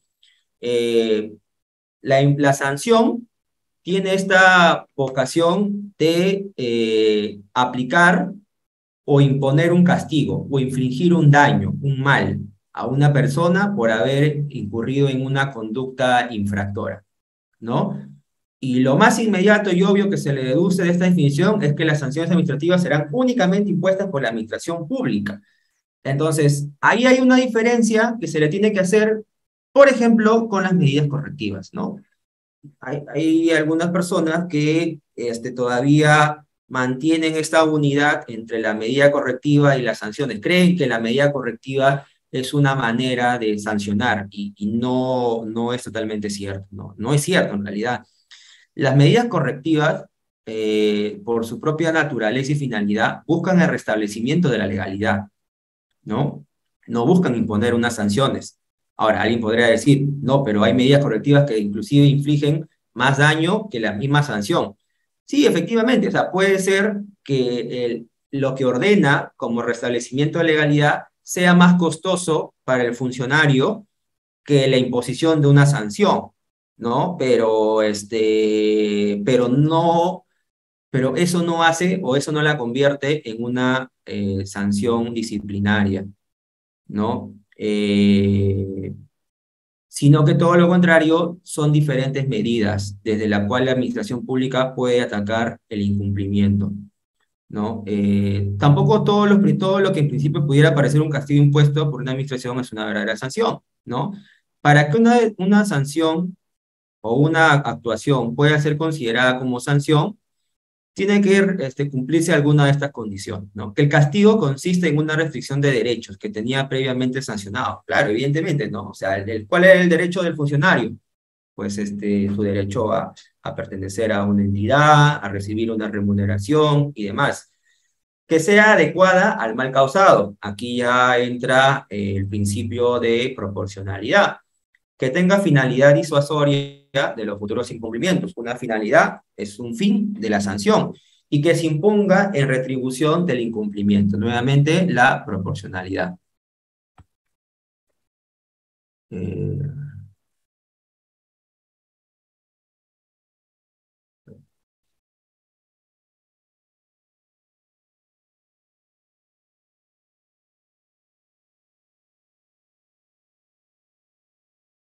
Dice, esta ley servir, cuando es sancionada a un servidor, tiene que viajar desde la provincia hasta Lima para defenderse y acudir al tribunal servir. ¿Por qué? Esa es una pregunta más de diseño de diseño institucional, y por el hecho de que servir, el tribunal de servir no está desconcentrado, ¿no? No hay tribunales o no hay salas del tribunal por, por región o por circunscripción geográfica política. Entonces, sí, me parece a mí que es más perjudicial para, para un servidor que no reside en Lima venir hasta la ciudad de Lima para defenderse, incurrir en gastos adicionales, ¿no? De vivienda, alimentación y todo lo demás, que una persona que sí radica en Lima, tiene su trabajo en Lima, pertenece a una institución ubicada en Lima. Yo, la verdad, no entiendo por qué se sigue produciendo este tipo de situaciones si es que hoy por hoy la tecnología representa una gran ayuda. Para aquellas personas que están trabajando en provincia o en una región distinta a Lima, pues se le podría facilitar todas las herramientas tecnológicas, ¿no? Para evitar en gran medida que esa persona tenga la obligación o necesidad de venir hasta la ciudad para poder defenderse, ¿no? Una audiencia, que se digitalice todo el procedimiento, que no se le exija trámites presenciales o escritos, sino que todo lo puedan hacer a nivel virtual. Eso podría ayudar a que esta persona pueda tener una tranquilidad de no moverse del lugar donde reside, donde radica, ¿no? Por ejemplo, yo tengo un amigo que estaba viviendo, que se fue a hacer su maestría a otro país, ¿no? Él estaba trabajando en el Ministerio de Cultura y justo obtuvo una beca para irse a estudiar a otro país. Si mal no recuerdo, se fue a estudiar a Alemania, ¿no? Pero al momento o sea, de cesar en el cargo, olvidó entregar toda la documentación que tenía que entregar por ley, ¿no? Como ya los tiempos no le alcanzaban, porque tenía que viajar en un día determinado para iniciar clase, no lo hizo, ¿no?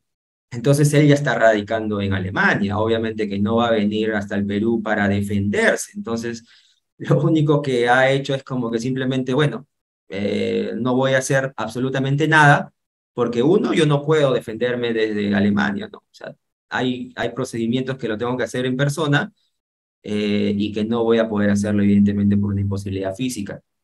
Entonces uno se pone a pensar cómo el derecho a tu defensa puede verse limitado si es que existen herramientas para que eso no suceda.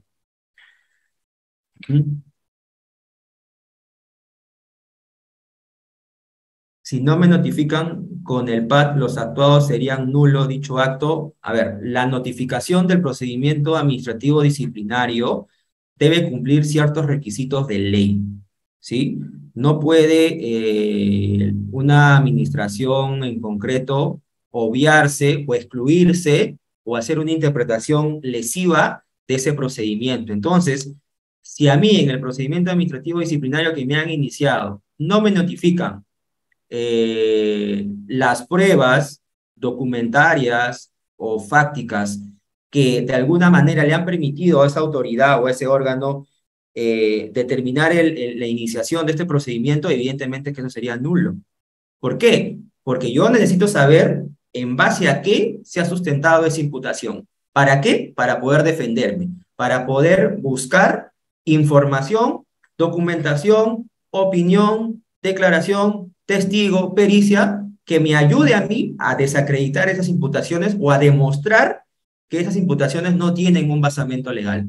Entonces, evidentemente, si yo recién me voy a enterar de los actuados, ya prácticamente cuando me van a sancionar, pues, ¿qué oportunidad me han dado a mí de defenderme? Ninguna. Eso conculca el derecho a la defensa de la persona. Ujú.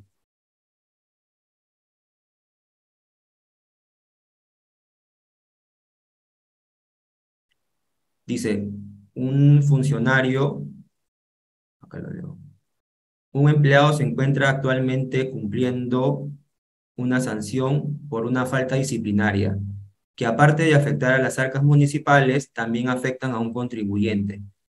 Pregunta, ¿se puede volver a sancionar a este empleado por una falta similar, pero con otro contribuyente? A ver, entiendo que es una sola conducta que ha hecho este funcionario, ¿no? Que tiene como correlato la afectación a las arcas municipales, pero que a su vez afectan no solamente a un contribuyente, sino que a un colectivo de contribuyentes. Si esa es la premisa, entonces podría, o sea, sancionar a este mismo funcionario por el mismo hecho, ojo, por el mismo hecho, incurriría en la vulneración del principio del no bis in idem, porque se tiene identidad en el sujeto, identidad en el objeto, identidad también en el fundamento, ¿no? Pero si los bienes jurídicos que el funcionario de turno o al que tú mencionas son distintos y por lo tanto se le ha impuesto una sanción distinta, ahí no hay peligro o riesgo de que se incurra en la vulneración del principio del no bis in idem. Entonces, esa sería la explicación, ¿no? Si los bienes jurídicos, los fundamentos son distintos, porque me queda claro que el sujeto y el objeto son idénticos, son similares. Habría que ver si es que el fundamento también es distinto o es similar. Si es similar, no se podría imponer una sanción porque nadie puede ser procesado ni condenado dos veces por el mismo hecho, pero si es distinto, no hay peligro. ¿Cuál es la diferencia más notoria entre la sanción y la medida administrativa? Bueno, como les dije, ¿no? La sanción tiene una finalidad netamente aflictiva, de imponer un daño. Te pongo una multa, te destituyo, te suspendo.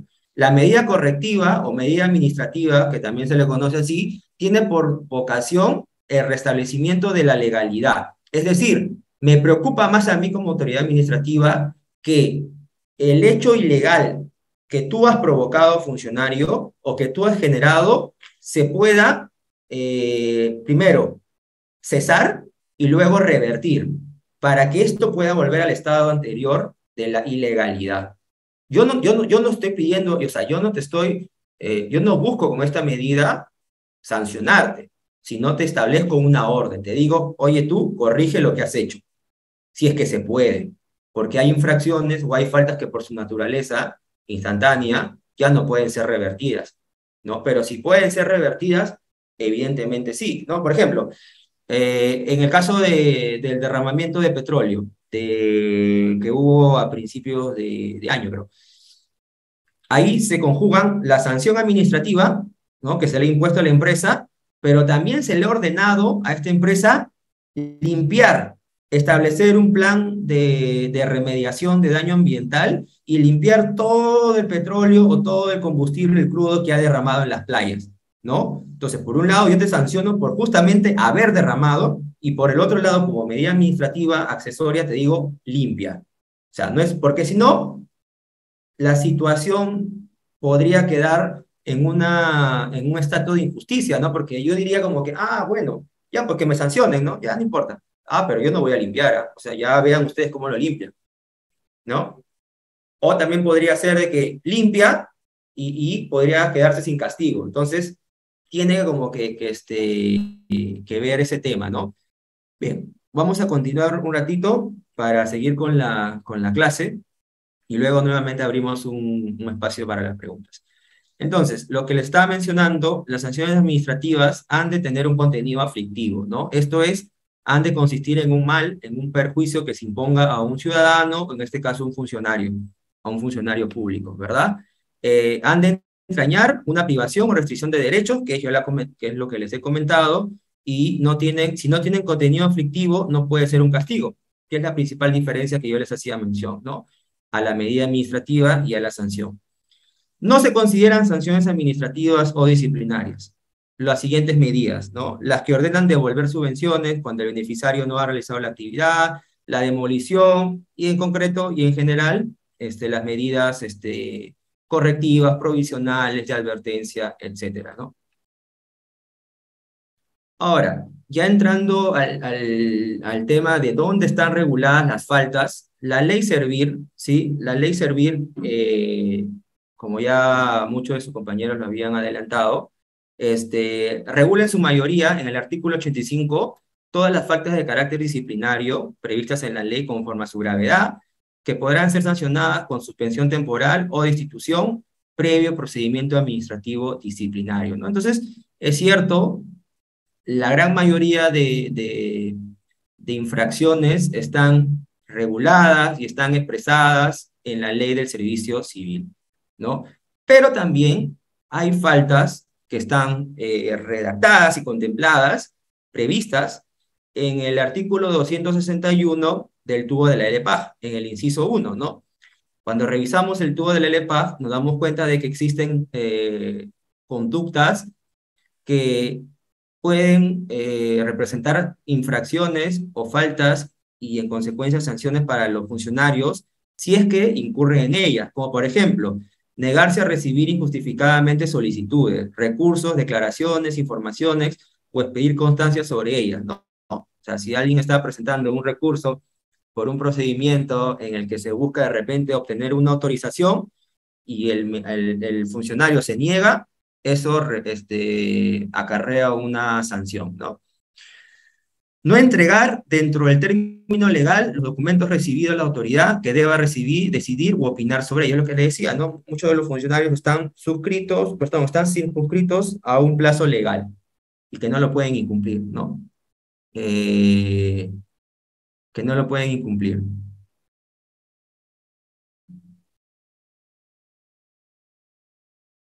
No resolver sin motivación alguna asuntos sometidos a su competencia. Eso ya tiene que ver más con las causales de nulidad. ¿Recuerdan ustedes que,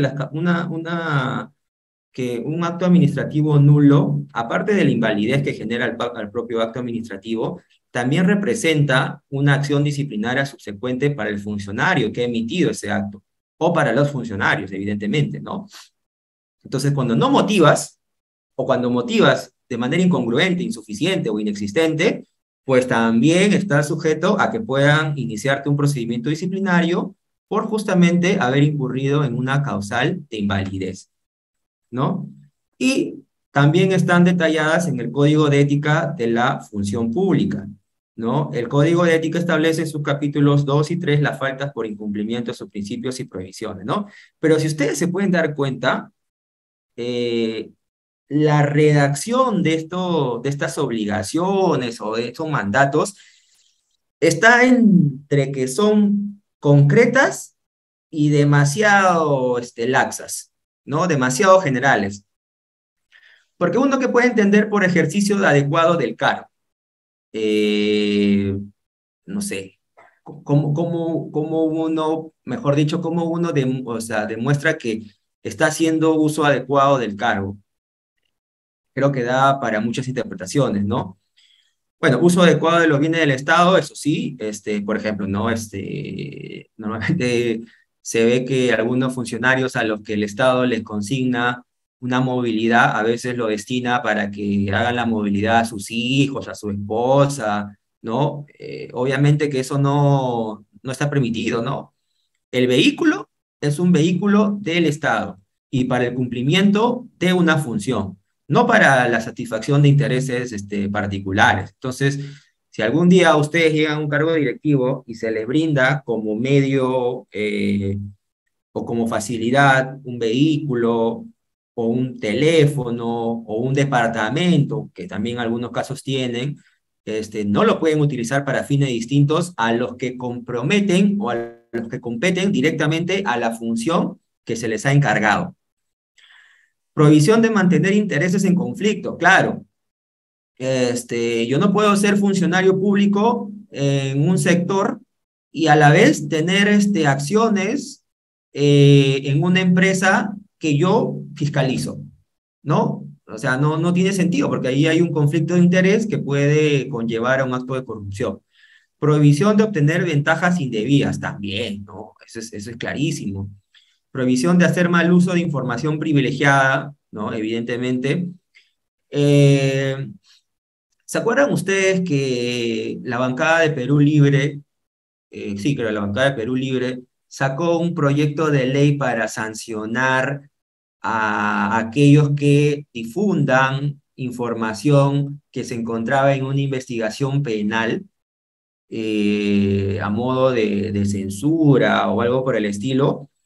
Entonces yo cuando leí ese proyecto decía, pero, o sea, ya está en el código de conducta, o sea, en el código de ética ya existe una conducta de este tipo, ¿no? Que es la prohibición de hacer mal uso de información privilegiada, ¿no? Ahora, ¿qué interpretación le damos al mal uso de esa información? Algunos dicen que por su carácter público, pues, toda información que revela hechos de corrupción, incompatibilidades, conflicto de interés, o hechos delictivos, pues pierde este carácter privado, confidencial o sensible, ¿no? Entonces, o sea, ahí hay un ligero intermedio, ¿no? Y provisión de realizar actividades de proselitismo político. Ustedes vieron en la noticia, creo que ha salido recientemente, a la congresista que es conocida como Chabelita, ¿no? Que justo se le grabó haciendo o participando en un meeting del postulante a la alcaldía Alegría, ¿no? Los congresistas tienen prohibido realizar actividades de proselitismo político, inclusive de parcializarse con algún candidato. No solamente los congresistas, sino también los mandatarios, los ministros. Entonces, por ejemplo, ahí ustedes ven claramente que esa persona por ser congresista, no puede realizar ese tipo o no puede incurrir en esos comportamientos. Ahora, poder decir sí, pero ella tiene el derecho o sea, su libertad política, ¿no? Sí, pero la libertad política también tiene límites. Y justamente por desempeñar un cargo público, como es ser congresista, parlamentaria, no puede mostrar una parcialidad porque justamente ellos son un órgano de fiscalización, ¿no? Entonces, también se genera un conflicto de interés que podría llevar al favorecimiento, ¿no? Y provisión de presionar, amenazar y acosar. Bueno, esta es una cuestión que recientemente ha adquirido bastante protagonismo en la administración pública. Tenemos una política de lucha contra el hostigamiento y contra el acoso sexual, ¿no? Que ya se está materializando en todas las administraciones públicas y esto también representa evidentemente no solamente una necesidad de reprimir o castigar este tipo de acciones, sino también una necesidad de capacitar, ¿no? De formar a los funcionarios y de señalarles, ¿no? ¿Cuáles son esas conductas que de repente para uno podría ser no, no nociva, ¿no? Pero tal vez sí representa un acto contrario a la norma, ¿no? Eh, Ujú. Ya. Entonces,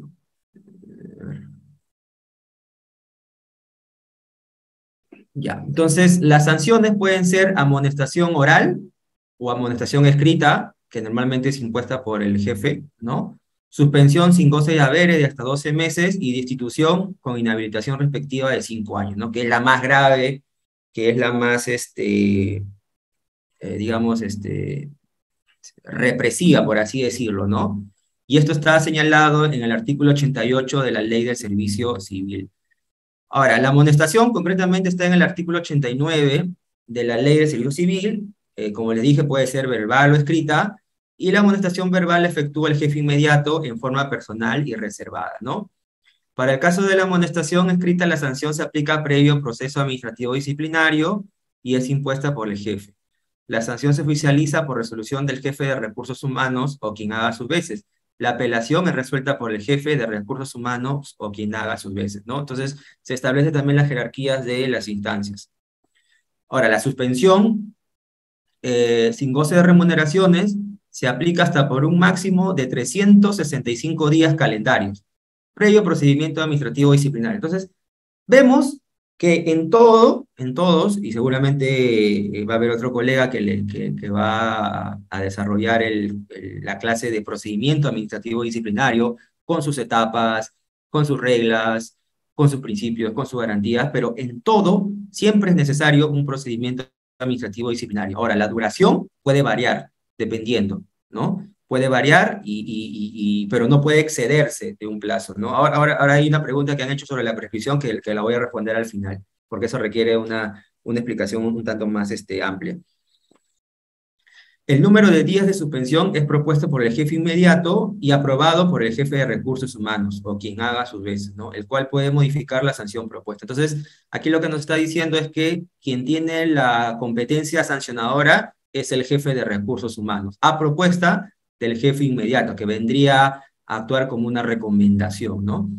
La sanción se oficializa por resolución del jefe de recursos humanos y la apelación ya es resuelta por el Tribunal del Servicio Civil, ¿no? En alguna de sus salas. Y finalmente la destitución, ¿no? A ver, los alcaldes y regidores se pueden sancionar con la ley. No, pues, pero los alcaldes y regidores están excluidos del ámbito de aplicación de la ley de servicio civil. Ellos tienen otros mecanismos de sanción, como la revocatoria, este, o la remoción, ¿no? En algunos casos, porque son funcionarios de elección popular. Ellos no están dentro del ámbito de aplicación de la ley, ellos están exceptuados, tienen otros mecanismos, ¿no? Igual que el presidente de la República, los ministros, los titulares de los organismos constitucionalmente autónomos, los miembros del Tribunal Constitucional, el jefe de la OMP, etcétera, ¿no? Eh, el artículo 90 de la Ley de Servicio Civil, la destitución se aplica previo proceso administrativo, nuevamente, la importancia de contar con un proceso administrativo disciplinario, es propuesta por el jefe de recursos humanos o quien haga sus veces y aprobada por el titular de la entidad, el cual puede modificar la sanción propuesta, ¿no? Se oficializa por resolución del titular de la entidad y la apelación es resuelta por el Tribunal del Servicio Civil. La destitución acarrea la inhabilitación automática para el ejercicio de la función pública. El servidor civil que se encuentre en este supuesto no puede reingresar a prestar servicios a favor del Estado por un plazo de 5 años, contados a partir de la resolución administrativa que cause Estado que sea eficaz, ¿no? Se han visto situaciones en las cuales algunos funcionarios sancionados con esta inhabilitación han tratado de hallar espacios o de mecanismos que le permita vincularse, ¿no? Por ejemplo,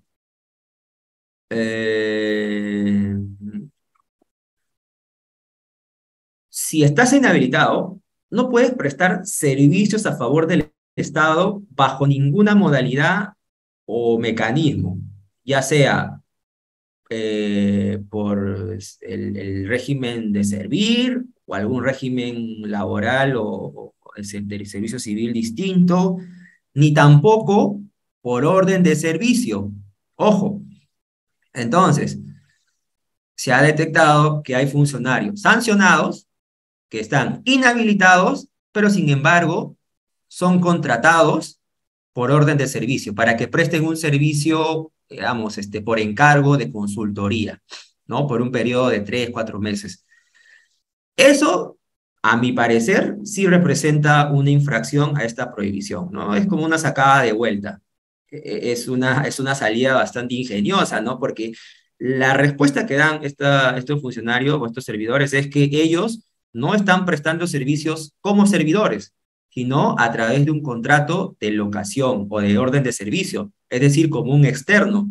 Y la norma, la ley de servicio, no señala de que no puedan prestar servicio, no están sancionados a nivel de contratación, sino que están sancionados e inhabilitados a nivel de servicio civil. Y bueno, o sea, en honor a la verdad, tienen algo de sentido, o sea, esta interpretación, siendo totalmente estricta, tiene sentido porque evidentemente no han sido inhabilitados como proveedores del Estado, ¿no? Sino como servidores. Pero esto lleva a pensar que en realidad tenemos que hacer un análisis de la razón de la norma, ¿no? Si una persona ha sido inhabilitada, que es el máximo castigo, evidentemente es porque la administración no quiere vincularse, no solamente a nivel laboral, sino también a nivel contractual o de cualquier otra manera, ¿no? Si esa persona ha sido sancionada por corrupción, pues yo no quiero contratar contigo, pero o sea, ni siquiera quiero que me vean a la esquina contigo. Pero bueno, es una manera de llevarlo, ¿no? A ver. eh, sí, un segundo. Y una vez determinada la responsabilidad disciplinaria, el órgano sancionador debe verificar que no concurra ninguno de los supuestos de eximente de responsabilidad, que es la parte que yo le decía de la graduación, ¿no? Importantísimo el tema de la graduación, ¿no? Y estos son los tipos de sanción, los he colocado en una tabla para que se pueda ver quiénes son los órganos o las instancias, las jerarquías y las competencias, dependiendo también de la calificación, ¿no? De si es una amonestación escrita, suspensión o destitución, ¿no? Los eximentes de irresponsabilidad, que son la incapacidad mental, caso fortuito y fuerza mayor, ejercicio de un deber legal, error inducido por la administración, etcétera, que están en el reglamento, en el artículo 104. El atenuante de responsabilidad. Acá hay una diferencia, por ejemplo, con el TUO del LPAF, porque en el TUO la asociación voluntaria es un eximente de responsabilidad. En cambio, en la ley del servicio civil es un atenuante, ¿no? Entonces, de alguna manera premia, o mejor dicho, se reduce la punición del responsable si es que conociendo o sabiéndose infractor, ha tratado de remediar esta infracción, ¿no? Ha tratado de cesar el acto, ha tratado de revertir y ha tratado de implementar acciones para su no repetición, ¿no?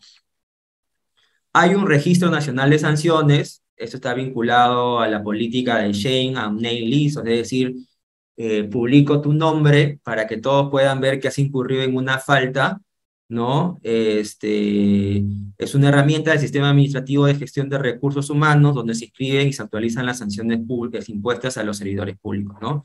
Cuyo registro es obligatorio, las mismas que se publicitan a través del modo de consulta ciudadana.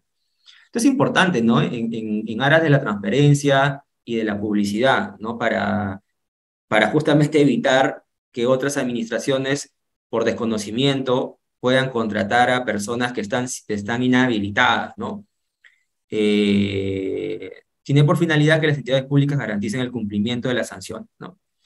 Ahora, voy un rato a explicar el tema de la prescripción, perdón, de la prescripción a raíz de este precedente de observancia obligatoria. Creo que sacó el Tribunal de Servir para definir o determinar en qué momento empieza a contabilizarse el plazo de prescripción de las infracciones, ¿no? Lo que lo dice la norma establece un plazo, ¿no? Yo puntualmente tengo una crítica ahí porque considero de que ese plazo, el del año, es en realidad de caducidad, no es de prescripción. Porque la prescripción, a nivel teórico, ojo, se contabiliza desde el momento en que se comete la infracción, ya sea esta comisión activa o pasiva. No se contabiliza o no se origina la prescripción cuando la administración pública tenga conocimiento, cuando sea denunciada, cuando se inicie el procedimiento sancionador. La prescripción es un plazo fatal, es un plazo objetivo y es declarativo. No necesita una formalización o un acto formal posterior para poder declararse que ha prescrito la potestad, en este caso disciplinaria. Entonces, entiendo yo que el Tribunal de Servir tiene una interpretación totalmente distinta y más favorable a la administración pública como órgano de persecución, pero desprotege a su vez a los funcionarios públicos. Porque, como les digo, los plazos no pueden segmentarse, ni tampoco puede desnaturalizarse la figura de la prescripción. Entonces, doctrinariamente es reconocido que la prescripción inicia desde el momento en el que se comete la infracción. Se suspende ante ciertas actuaciones, ¿no? Y finaliza en el plazo de duración que ya también establece la ley, ¿no? Entonces, al transcurso del plazo de prescripción, si la administración no ha impuesto la sanción, pues ha prescrito y por lo tanto ya no puede sancionar a ese funcionario por esa infracción. ¿Por qué? Porque no es que se premia o no es que se favorece la impunidad, al contrario, se castiga la inactividad de la administración pública, porque no se puede tener investigaciones indeterminadas, ¿no? No se puede revivir hechos de años porque la administración pública tiene que optimizar recursos. Entonces, ese es el meollo del asunto, ¿no? Y finalmente, dice, no ha absuelto mi pregunta sobre las excepciones y si estas se pueden aplicar en el procedimiento. ¿Cuáles son no sé si le pueden dar el micrófono a Braulio Falcón, ya para cerrar la presentación? Sí, doctor. En estos momentos, doctor Braulio puede levantar su manito para darle pase. Listo. Doctor Braulio Falcón, adelante. Puede activar su audio. Aló. Sí, Hola, ¿me escucha? Sí, lo escucho. Perfecto, Doctor, ante todo, para felicitarle una exposición bien clara y precisa. Estamos recibiendo por parte de su persona, lo cual me inquieta una pregunta que le debo hacer porque tengo una duda. Dígame usted, en estos tipos de procedimientos, ¿es aplicable las excepciones? Y de ser así, ¿en qué norma uno se podría apoyar? Gracias. ¿A qué excepciones te refieres, Braulio? Las excepciones, por decir, las excepciones que se aplican en el Código Civil, son en el artículo 46 del Código Procesal Civil, no sé si son aplicables en este proceso. Ok, no. Supletoriamente la norma, o sea, el Código Civil es una ley orgánica, es una ley codificada que tiene un ámbito de aplicación concreto que son para las relaciones civiles entre los particulares, ¿no? Estas excepciones no tienen una aplicación en los procedimientos disciplinarios, salvo que la propia ley lo haya establecido de repente como una cuestión previa, ¿no? Por ejemplo, una cuestión previa es que se determine antes de entrar a evaluar si ha habido una infracción, la configuración de la prescripción, ¿no? Entonces, el tribunal o el órgano tendría que primero evaluar si es que hay una prescripción, porque si se ha configurado la prescripción ya no tiene sentido seguir con la calificación, ¿no? Entonces, esa sería la respuesta. Veo que hay muchas preguntas, sin embargo, por un tema ya de hora, tengo que ya retirarme, pero para no dejar insatisfecho esa demanda, voy a dejar mi correo